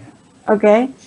I'm talking now about suffering of all the voices inside of our head.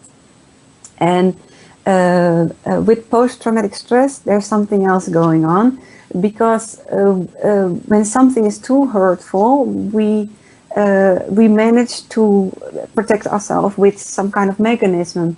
And if you're in that kind of mechanism, you have to be prepared to feel underneath. But not if you are still in the dangerous situation. Right. If you first make that you are safe. And then you have to slowly feel, because if you're in a protection mechanism, you cannot do anything. And with post-traumatic stress, the thing is, in nature, there are no traumas, because at the moment of the traumatic situation, there's a flight or a fight mechanism, and if we survive in nature, like if you are a mouse, the body is shaking like this. Yeah. So by shaking it, it is regulating the energy system, Mm-hmm. and people don't do that. Right. So if we are in a war situation, we weren't able to heal and balance our energy system, but we have to go into that again and again and again, and we only could do that because we ignored ourselves. Mm. So the first thing is, never ignore yourself again. Yeah. And if you are suffering from a trauma, look into the outer world in which you see mirrored little parts of the theme. So you yourself are very brilliant in attracting situations in a way that you can handle them. I don't like therapies that said, okay, come on, we go into hypnosis, we go back to the war zone. Mm. I like to keep everything in the here and now. So look around you, and maybe you are scared that someone else is walking in the streets and would harm you, maybe. Then that's your point of focus at this point. How realistic is it? Are you prepared? Are you brave? And go maybe together with me into the streets and look what's going on. Mm. You know, build it up a little bit. And also here it is very important that you know how mind works and how creation works and how oneness and duality works. I was reminded as you were speaking of a story Eckhart Tolle told where he saw a couple of ducks that got into a fight, you know, and then the fight stopped and the ducks sort of shook themselves off, and then they went just back to being ducks, you know, like nothing ever happened. Exactly. Horses do that also, and dogs, they will shake up and it's okay. Yeah. And Michael Moore's latest movie is called, I think, Where Should We Invade Next? And he went around to some European countries and saw how they did things over there. And one was, I think, Norway or Denmark, and he went into the prison system there. And the whole system is set up like almost like a resort where everybody's really comfortable, and they have really good food, and they have television, they have internet, they have exercise. Everything is a beautiful setting, and they have tremendous results in terms of low recidivism rate and people really actually changing. So rather than put them in a harsh environment where as a form of punishment, it's more like it's true rehabilitation, where they put them in a healing environment and help them heal. Beautiful.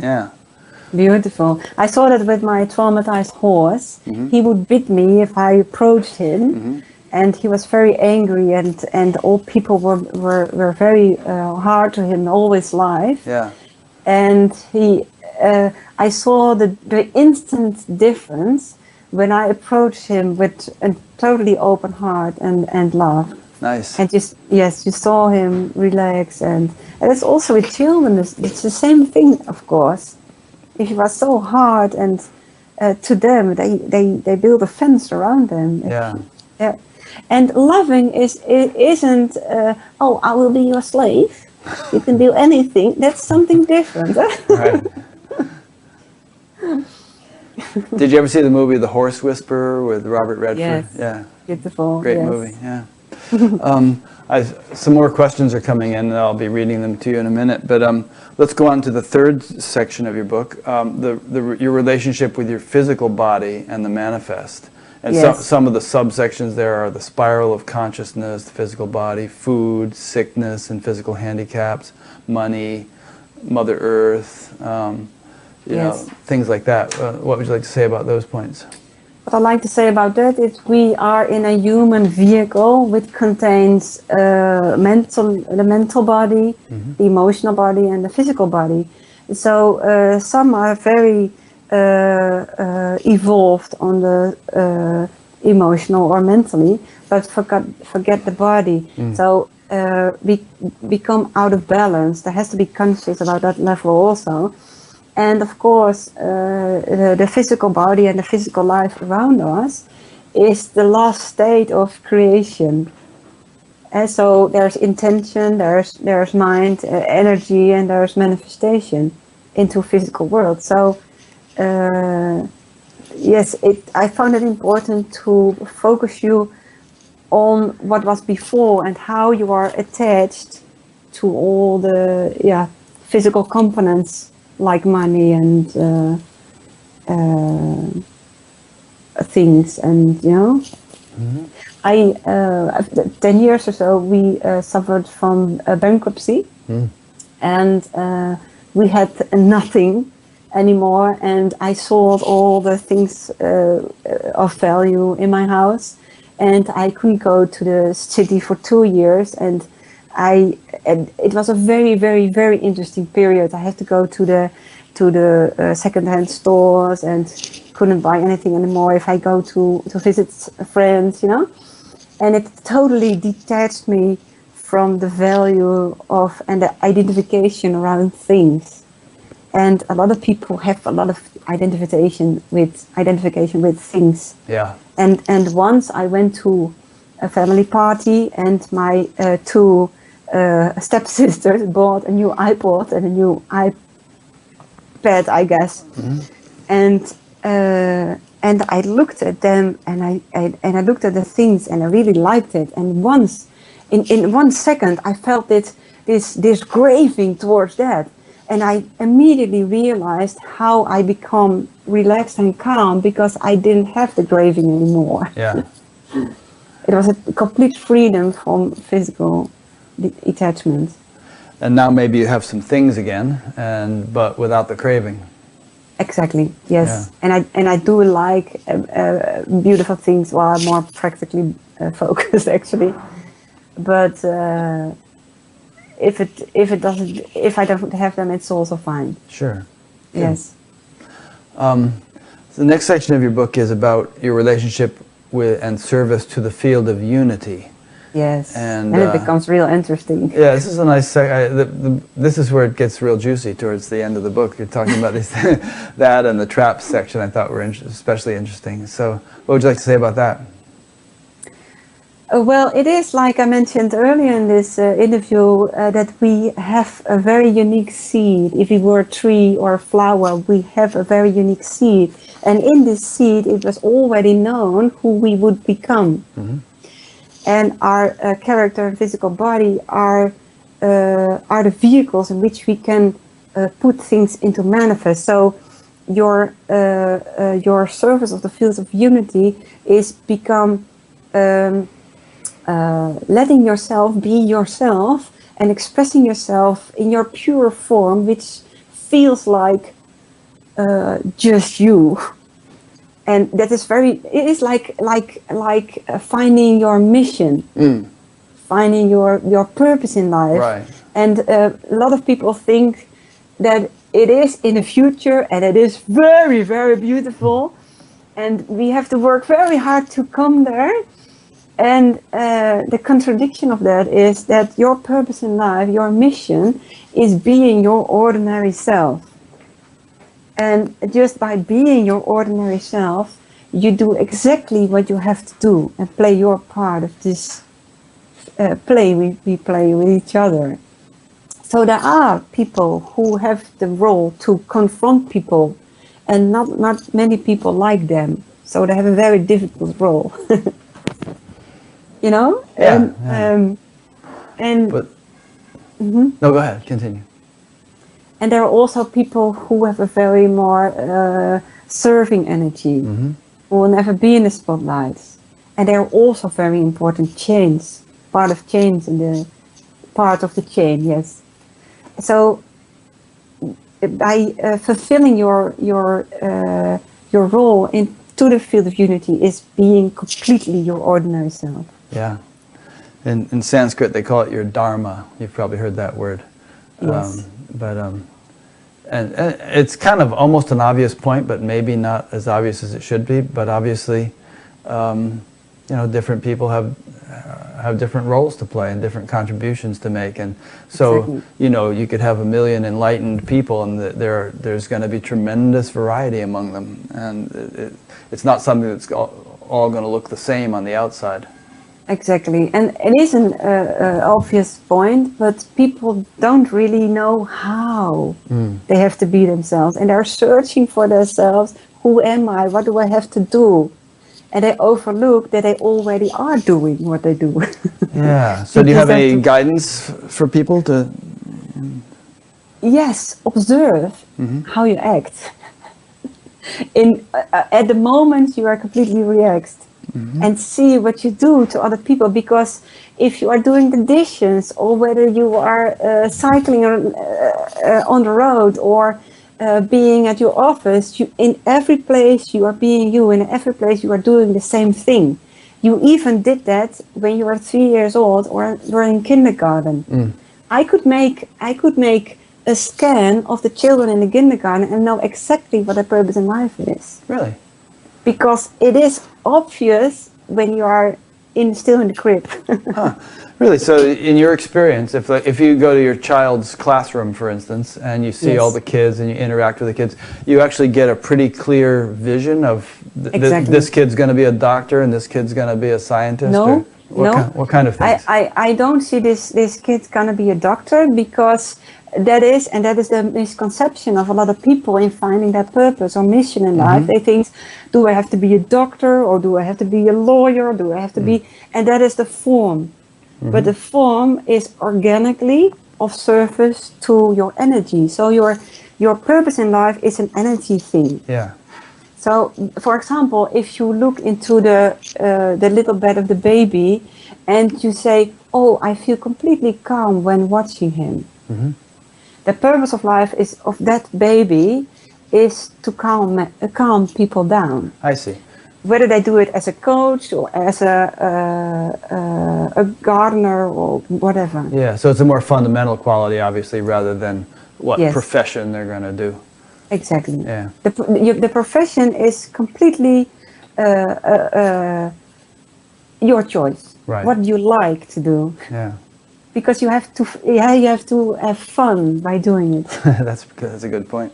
Because joy is the resonance of your pure soul. So joy is your lead to doing what you have to do. Beautiful. And not hard work. Yeah. That's punishing. Unless you get joy out of that. Some people do. and I only get money when I work very hard. Yeah.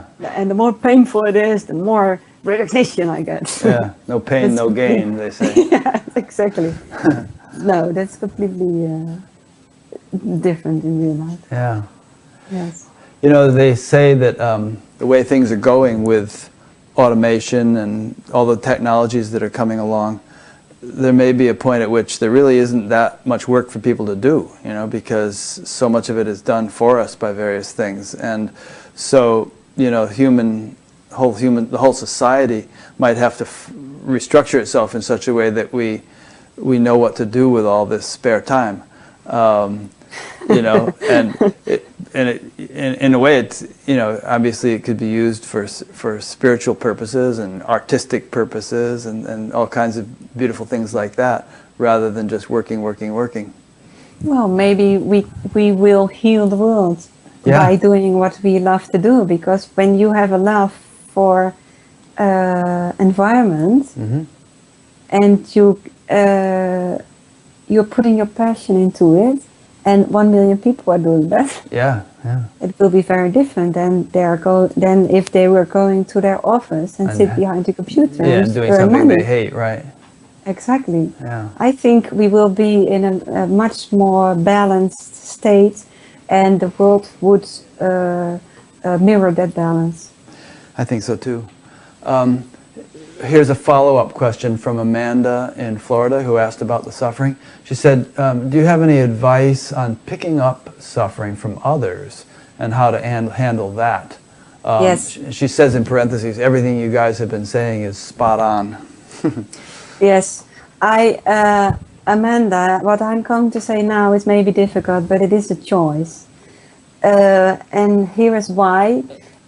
Because you've learned to be of service to other, and that you would be recognized and acknowledged by maybe mother, that if you took care of her, or maybe father, I don't know, if you took care of her, they would say, oh, you are nice. So there's a very deep down a choice you made to be there for others. So if someone suffers completely, immediately your energy system goes there and you say, give it to me, I will help you. Mm. And if you change that belief and you say, I want to help but never again by the cost of myself, then that will stop immediately if you make that choice. Great. Thank you. Does it make sense? Yes. Well, maybe Amanda will tell us, but it makes sense to me. Yes, that is also. I hear a lot of questions about picking up energies, and with some people who find the spiritual world very interesting, they find it very interesting to have an identity that can pick up energies. Mm. So they end up by picking all energies and want to get rid of it again. Yeah. Because there is a belief that it is interesting quality to pick it up, and that also is a choice. Yeah. So in other words, watch out what you wish for. Exactly, yes. But we aren't aware of what we wished in the past, always. Here's a question from Mark Peter in Santa Clara, California. He asks, has your awakening and growing abidance in the self had any impact on your relationship to perceived planetary threats? For instance, global warming, environmental degradation, things like that. To perceive planetary, well, in other words, like, you know, your self-realization, your abidance in the self, how has that, I mean, some people are really freaked out, for instance, about global warming and what's happening to the environment and things. That they feel depressed. Some people don't even want to live. They feel like they shouldn't have children because they don't want them to be born into such a world. So, has your self-realization had any impact on your perception of these larger planetary? Exactly. Yeah. Yes, totally. There was a phase that I was very sad about how people harmed themselves and harmed the world. But it was a phase, because later on I realized that I couldn't change the world in its total, and it was also not my role to change environment issues. And I do what I can in my square mile to fulfill my role in the play. So, and I also realized that if I am still fighting towards all the things that harm from a dualistic, from an ego point of view, I am also fighting from an ego point of view. Mm. So if you really want to open your heart, you have to accept also this kind of people. And I have a very interesting exercise to do so. What's that? Because if you have an image of some of those perpetrators who wreck the world, you can tune into the resonates by seeing a picture or a movie or a video on YouTube of this harm or on the news, and then you have to, as we did in the beginning of the interview, you have to inhale the complete being, the complete energy system, the appearance of the perpetrator and let them into your heart. And that is where everything is already accepted. Accepting is nothing that you can do. Accepting is already here if you let that non-accepted object into your heart. Know what I mean? Yeah. And this is also helping if you are fighting against an ex-partner or something, or a parent, or take a picture and really inhale them. And that is very difficult, because then always see that frog with that blown up ego, you know, I don't want to accept you, you know. But if you do and you are interested in what will happen, you will notice that your heart is opening and the perpetrator becomes human. Yeah. I heard an interesting story about a Tibetan monk who was kind of tortured and imprisoned and persecuted by the Chinese. And he eventually got out of there, and someone asked him about his experience. And he said, it was very difficult. I almost lost compassion for them a couple of times. Wow, beautiful. Yeah. Yes. Yeah. Yes, and then you need to be vigilant again. Right. And it can take a lot of effort. Really, yes. Nice. I once got a hashtag on Twitter, and I went through this whole scene of hooligans, and you know, they call themselves hooligans, and well, I can explain. I translate troublemakers. Yes, yeah. Yes. And they say, oh, we are going to this lecture of hers and make some trouble. And they're going to go to your lecture? Yes. And I woke up and I saw this. And I took a picture of one of those men. He had a red curls and a red beard, and you know. And I looked at him and I let him into my system. And I was shaking, and it was very hard. And this is how it is done, you know. And at a certain moment, it dissolves and it becomes soft. And my hashtag disappeared. Yeah, it's very nice. Yeah. So let's go on to the last chapter of your book. It's called Traps. And there's some interesting things here. Here's a funny one, the spiritual ego. And there's a quote, I have passed that. I have no ego anymore. Yes. Yeah.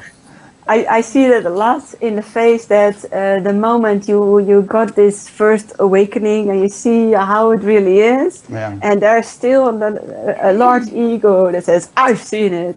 Yeah. But then it becomes more like a memory of awakening and not a really awakened state that continues in the present moment. And that's very different. Yeah. There's, you know who Adyashanti is?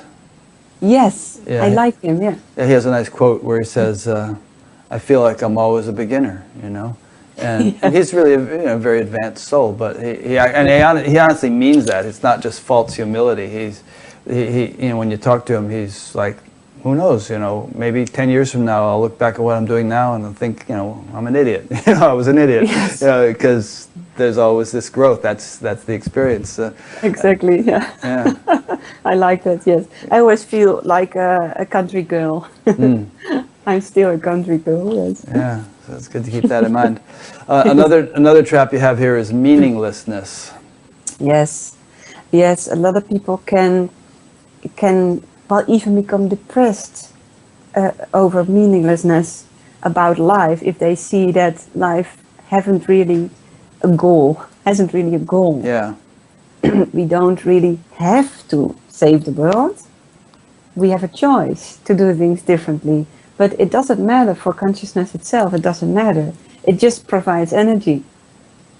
It's up to us, you know. Yeah. And there's meaninglessness, but the pitfall of meaninglessness is that you are feeding the story of meaninglessness.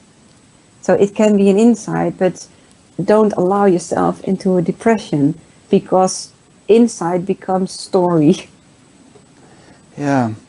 I'm going to be interviewing a fellow named Michael Murphy, I think in January. He was one of the founders of the Esalen Institute. And he wrote a very interesting article about what he calls evolutionary panentheism, and that's a big word, but what he means by that is that there actually is a purpose to life and a purpose to the universe, and that purpose has been sort of moving things along for billions of years in an actual direction, we could say, towards greater and greater complexity of physical systems, but for the purpose of greater and greater evolution or embodiment of divine intelligence, if we want to call it that. So, that's I would say my perspective, that there really is it's not, the universe is not meaningless, it's not arbitrary, it's not random. There is a sort of a divine intelligence guiding the whole thing. I don't know if you like that word, divine intelligence, but there's some kind of vast intelligence at play here. Well, I don't like the word goal or plan. Well, that kind of makes it sound like you're going to get to a particular endpoint, which I'm not saying. No, I'm not saying that. And that it has a form, and that is very linear and mind thinking. Yeah. But I do feel there is an irresistible urge to grow, to evolve. So it is an ongoing stream, an ongoing drive into our life. We cannot stop it. We cannot go back. Yeah. But I don't know if it has a goal in form. Well, yeah, I don't mean to say that exactly, and the way you put it is very good, and I think that drive that we experience in ourselves is actually, it's not, we're just experiencing it in ourselves, but it's everywhere, it's in everything. Exactly, and that is, again, that is like the plant. Yeah. Which wants to... go towards the sun or whatever. Yes, exactly, so, and so it is not like the purpose from our eye point of view is, if we are a rose, we have to become that rose. And that is our responsibility. Yeah, to grow into what we are. Exactly. Yeah. Another one of your little traps points is consciousness is something outside yourself. Yes. It isn't me and consciousness, it is I am consciousness. Exactly. Yeah. And that's also not me and an angel, not me and not me and this guidance. I am that guidance. Right. Ultimately, it's all within us. Exactly. And then, if you really, really, really, really see that, all these ideas about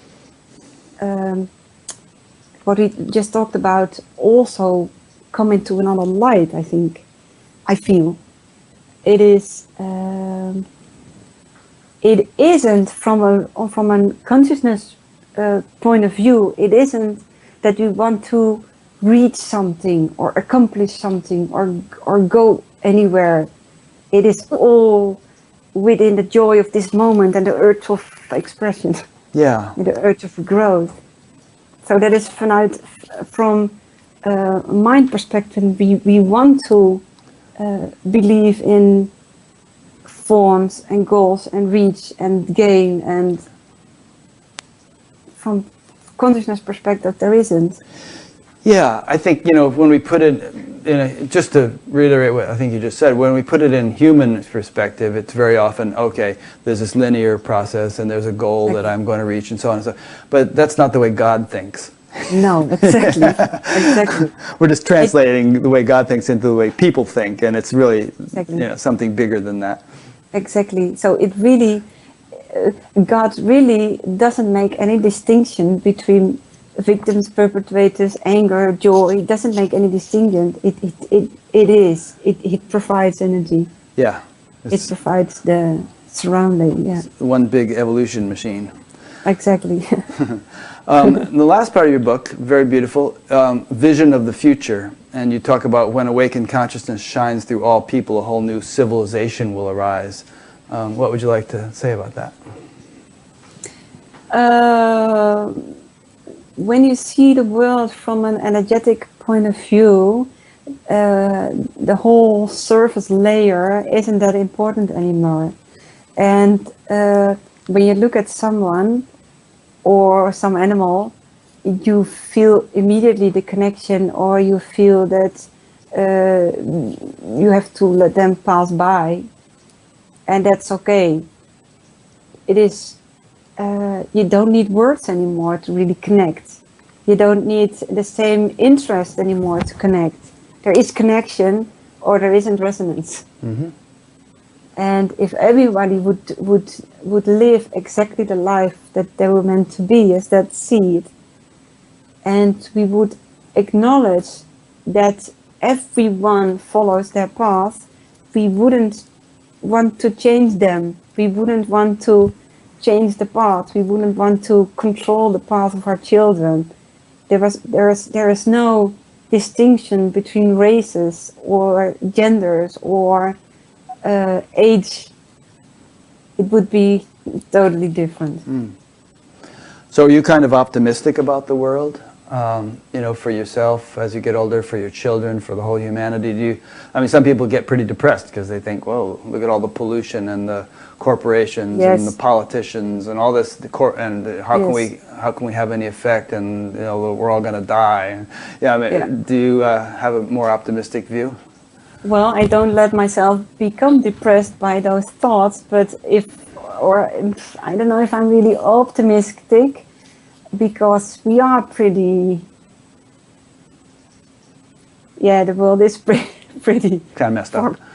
Messed up, yes. Something really big has to change, but I think that is already going on. Yeah, it is.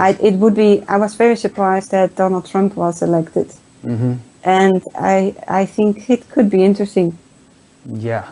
It could be interesting. It was a very interesting choice, and it would be a far more interesting choice if we didn't choose either of them, because then we had to take responsibility for our own, and we still don't do that. Yeah. Well, we had to choose somebody. I happened to choose Bernie Sanders, but he didn't get too far.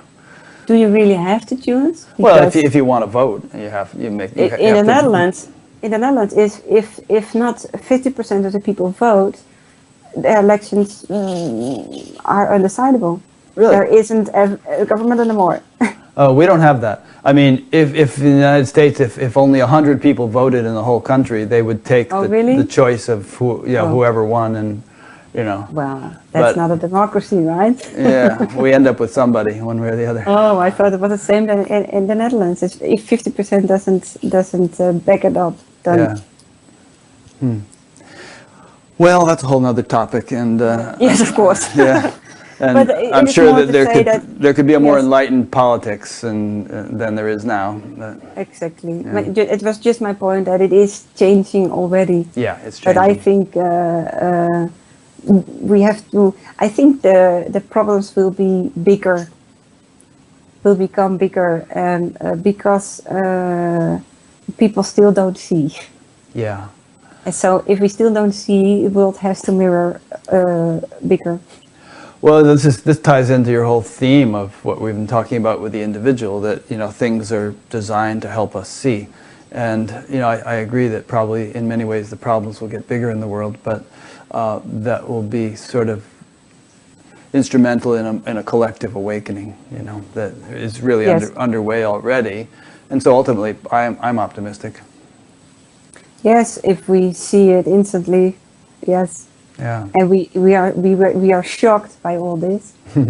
But we will be shocked. Yeah. Most people will be shocked, and then it is good there are people who have walked the path already and can help. Yeah. There's a lot of good stuff happening that you don't hear about on the news, but it's building momentum more and more. Yes. Yeah. Great. But I think it is a pity that we need this shock. Yeah, it would be nice if it could be done without. It wouldn't be necessary. Right. Yeah. I don't think we have to wait for it. No. But a lot of people do need shock, apparently. Well, you make a good point. I think that if the whole 7 billion of us can't escape the shock, at least we have the choice personally to do things in our life to live our life in such a way that we can come through the whole thing relatively untraumatized. Exactly. Yeah. Yes. And then you do a great job for every one of us. Well, we're all doing our thing. So thanks, Vera. This has been great. Is there any closing remarks you'd like to make to people about what you have to offer and stuff like that? Well, if you want balance, you don't have to come to me because because balance is living on the surface, and I'm offering a really intense life and seeing through life, and I really hope, it is my passion to let people see that life isn't that difficult. There are very simple ways of seeing and seeing things and walk through life. Is that course that you offer, that we talked about earlier, offered in English or just Dutch? Yes, okay, all English. English? Yes. Okay, great. So people can go to your website and check that out if they want to. VeraHelleman.com. Good. Yes. VeraHelleman.com. So I'll be creating a page on batgap.com about this interview, as I always do. And it'll have some information about you and a link to your website and a link to your book. And people can get in touch with you through your website if they want to. Yes. Yeah. And I will respond. Great.